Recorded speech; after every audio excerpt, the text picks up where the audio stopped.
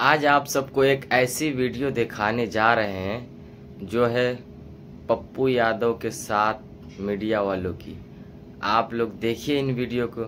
पप्पू यादव हर एक की मदद करते हैं जहां ज़रूरत होती है मदद की, लेकिन जब इन मीडिया वालों की मदद की तो इनका बोलने का आवाज़ और तौर तरीका किस तरीके से बदल गया। आप लोग कमेंट करके ज़रूर बताइएगा, अपनी राय कमेंट में दीजिएगा दोस्तों। फुल वीडियो देखिए।